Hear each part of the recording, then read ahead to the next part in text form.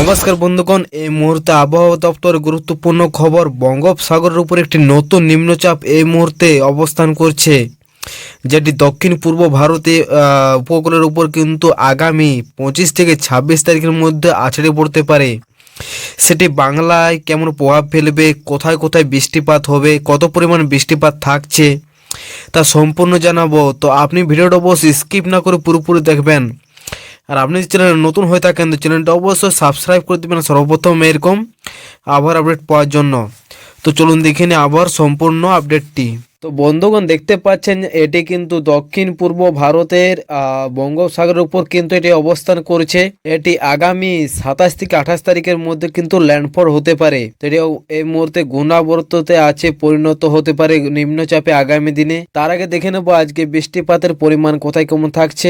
আজ 22 তারিখ শনিবার। তো আজকে শনিবারে আমরা দেখতে পাচ্ছি বাংলাদেশ, ত্রিপুরা, আসাম, ওয়েস্ট বেঙ্গল, ঝাড়খণ্ড, বিহার সম্পূর্ণ পরিষ্কার আকাশ, কোথাও কোনো বৃষ্টিপাত নেই।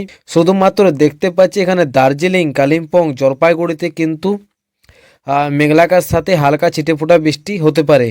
বাকি সেরকম কোথাও সতর্কতা নেই, শুধুমাত্র সতর্কতা থাকছে দক্ষিণ পূর্ব ভারতের বেঙ্গালুরু, চেন্নাই, পন্ডিচেরি, তারপরে কোয়েম্বাটোর, তঞ্জোর, তারপরে এখানে শ্রীলঙ্কা দেশে দেখতে পাচ্ছেন মোটামুটি সব জায়গাতে কিন্তু বৃষ্টিপাত হচ্ছে। মোটামুটি 8 থেকে 10 mm এর মধ্যে বৃষ্টিপাত থাকছে শ্রীলঙ্কা দেশে। বাকি সেরকম কোথাও সতর্কতা নেই, সম্পূর্ণ পরিষ্কার আকাশ আছে পুরো পশ্চিমবঙ্গ এবং ভারতের সমস্ত জেলাতেই এবং রাজ্যে কিন্তু পরিষ্কার আকাশ। আগামী দেখে নেব কালকে কোথায় আমার আবহাওয়া থাকছে। কালকেও দেখতে পাচ্ছি সম্পূর্ণ পরিষ্কার আকাশ, সেরকম কোথাও আবহাওয়া সতর্কতা নেই। বৃষ্টিপাতের সতর্কতা শুধুমাত্র থাকছে দক্ষিণ পূর্ব ভারতে। তো চলুন দেখে নিই আবহাওয়া সম্পূর্ণ আপডেট এবং তাপমাত্রা কোথায় কেমন থাকছে আজ থেকে আগামী 2-3 দিন।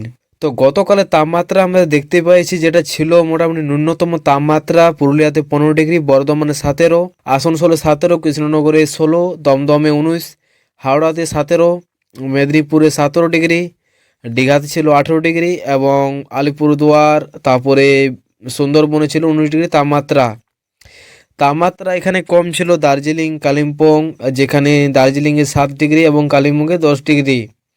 শিলিগুড়িতে ছিল 17 ডিগ্রি এবং রামসাইতে 14 ডিগ্রি তাপমাত্রা। কোচবিহারে ছিল কিন্তু 15 ডিগ্রি তাপমাত্রা। তো আগামী দিনের তাপমাত্রা যদি দেখেন তো তাপমাত্রা কিন্তু 1-2 ডিগ্রি তাপমাত্রা কিন্তু বেড়েছে আগামী 2 দিনে আমরা দেখতে পাচ্ছি। আগামী 24 তারিখে তাপমাত্রা থাকতে পারে, মানে তাপমাত্রা কিন্তু অনেকটাই বাড়বে এই নিম্নচাপের প্রভাবে।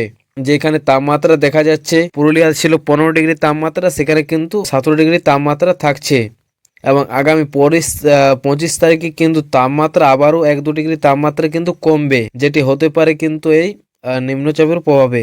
আগামী 5 দিনে পশ্চিমবঙ্গ জেলাগুলিতে ন্যূনতম তাপমাত্রা, রাত্রিকালীন তাপমাত্রা বড় কোনো পরিবর্তন হওয়ার সম্ভাবনা নেই।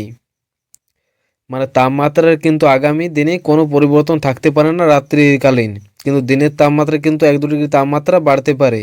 তো বন্ধুগণ, এটাই হলো আজকের আপডেট। অবশ্যই পরবর্তী আপডেট পাওয়ার জন্য চ্যানেলটি সাবস্ক্রাইব করে দিবেন।